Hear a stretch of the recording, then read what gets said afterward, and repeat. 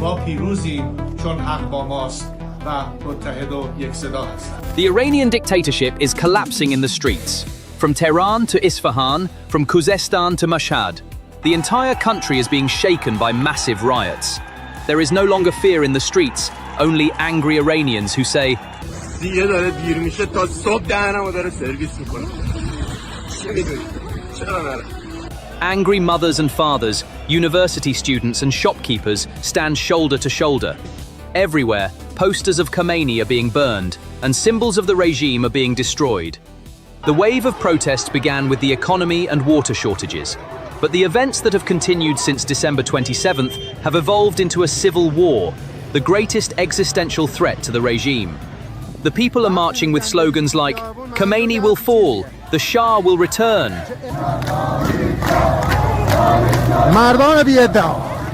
The regime's nightmare of 1979 has returned, but this time the roles have changed. Millions of Iranians in the streets are calling for the regime's nightmare, the exiled king, Reza Shah Pahlavi, to return to power.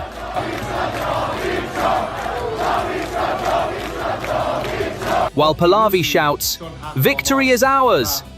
Government buildings are falling, economic advisors are resigning. Russia is preoccupied with its own problems. China is silent. This time, no one can come to the aid of the mullahs. We are at the breaking point where the Iranian people are saying, enough is enough. Get ready, we're starting.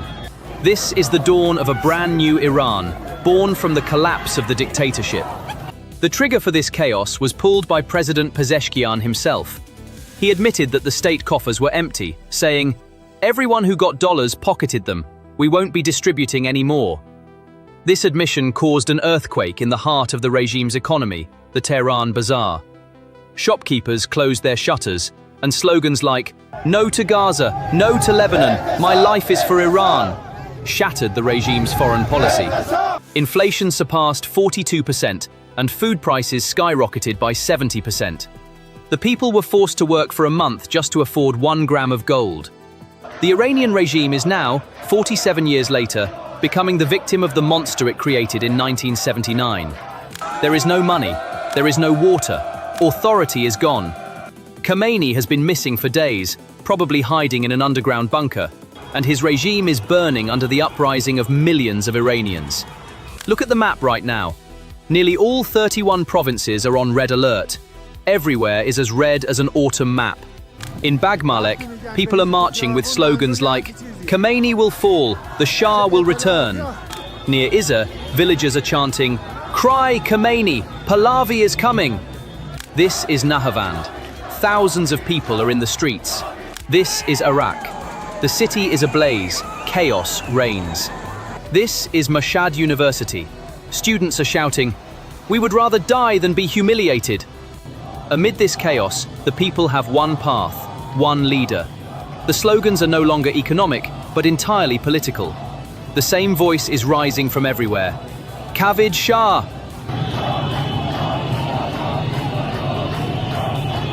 In Loristan, the people say, "Pahlavi will return. This is the final battle." And the king broke his silence. Iran's exiled leader, Reza Shah Pahlavi II, addressed his people and the army directly. The Shah's call to the people and security forces sparked a wave of revolt across the country, unlike in 1979. The events were not limited to slogans. The actions turned into a mutiny targeting the regime's security architecture.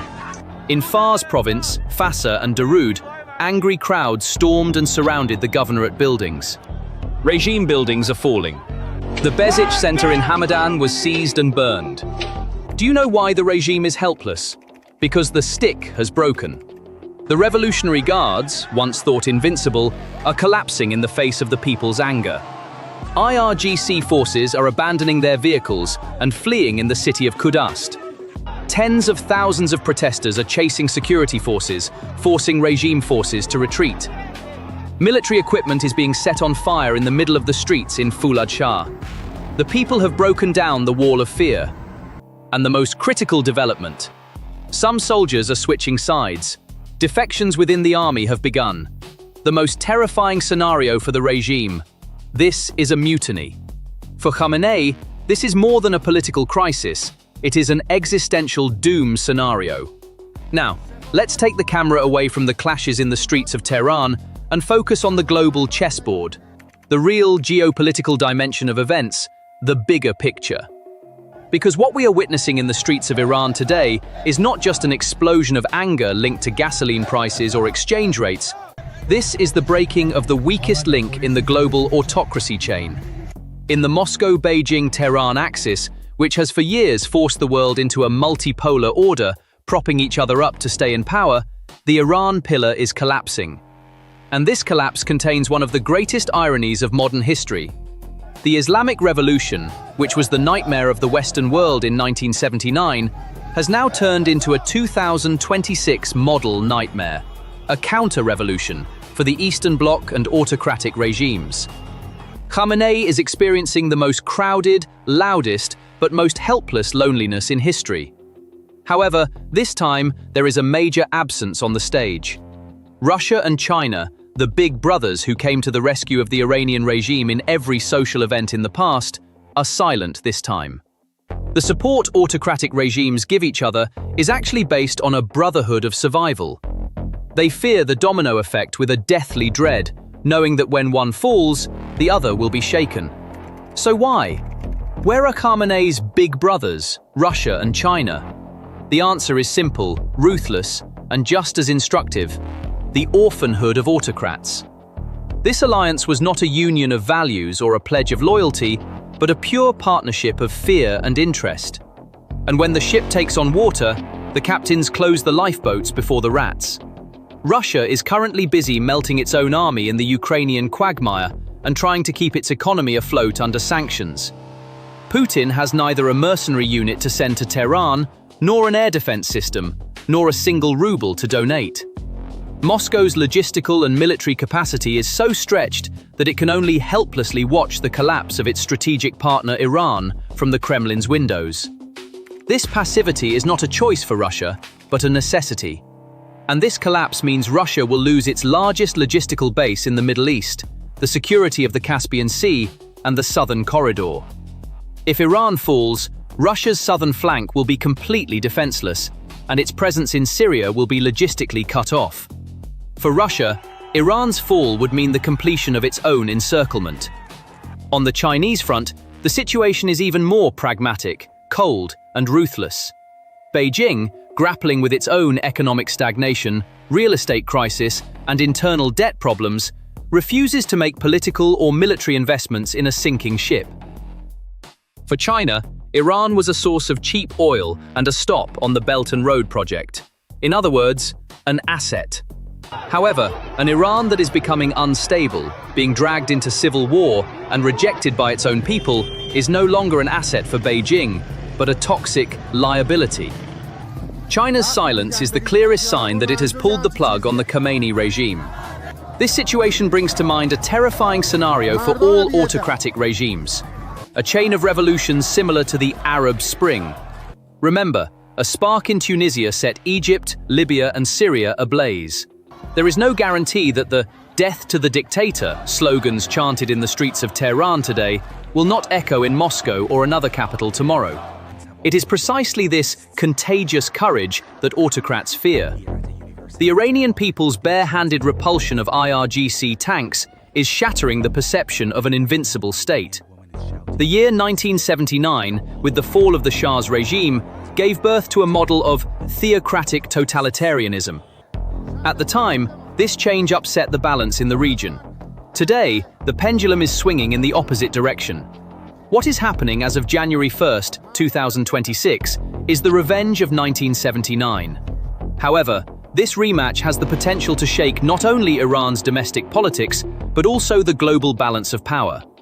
Because if Iran falls or undergoes a radical regime change, Russia's logistical center in the Middle East and China's energy security and Belt and Road project will be compromised.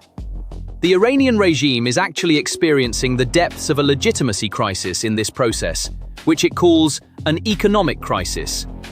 Pezeshkian's confession that "whoever took the dollar ate it" is the official document of the state's bankruptcy.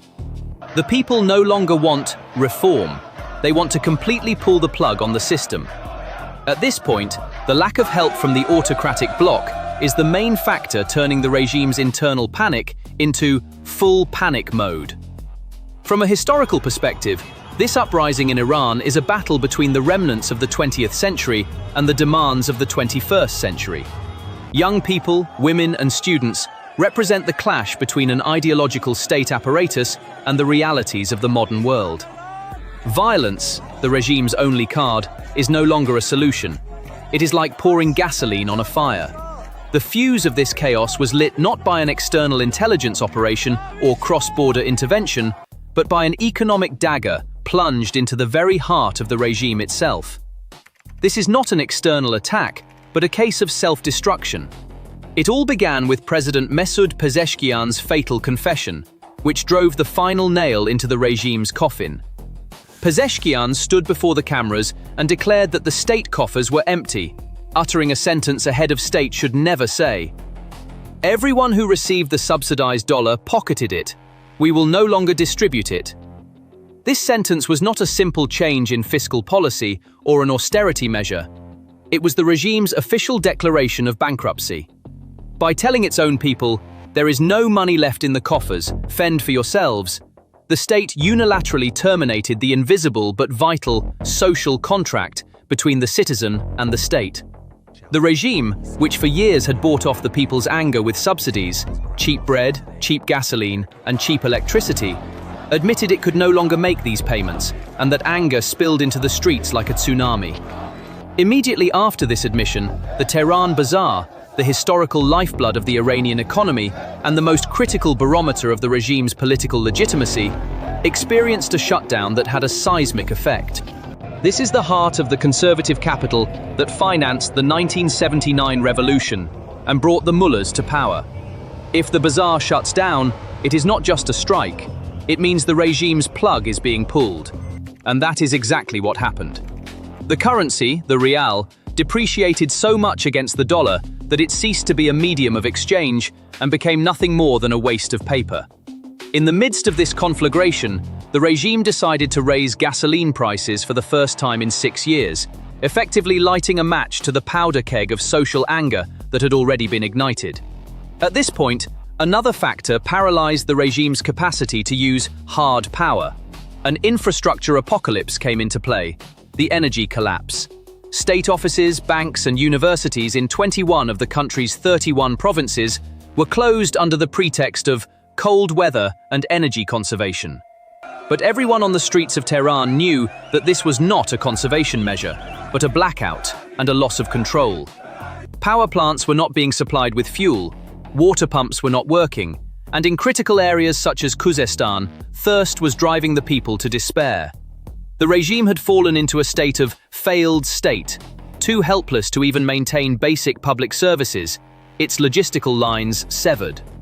President Pezeshkian's panicked replacement of the central bank governor, or his ridiculous promises of cash assistance to the people, equivalent to about $5 per month, were like putting a band-aid on a fourth-degree burn patient.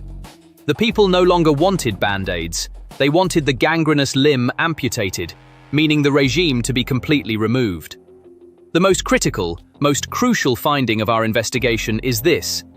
This uprising is genetically different from the 2009 Green Movement or the 2022 Mahsa Amini protests. While previous movements were limited to the demands of a specific segment, namely the middle class's right to vote or women's freedom of dress, the January 1, 2026 uprising is a massive, cross-class coalition united around the axes of hunger and honor. Oil workers are shutting off valves, students are occupying campuses, shopkeepers are closing their shutters, and most importantly, the religious conservative segments considered the regime's base are also uniting under the slogan, "Khamenei is a murderer, and his rule is illegitimate." This is a scenario in which the regime's social base has been completely eroded. Its ideological legitimacy has been reduced to zero, and only naked, crude violence remains. As a result, January 1, 2026 is not just a date on the calendar, but the day the fate of the Middle East was rewritten, the day an era ended. In Iran, the sun no longer rises in the east, But from those dark streets, from the eyes of brave women, angry young people and fathers who say, "Enough!" The Khamenei regime is paying the price for its economic suicide, its war on its people, and its arrogance in the harshest way possible, by being consigned to the dustbin of history.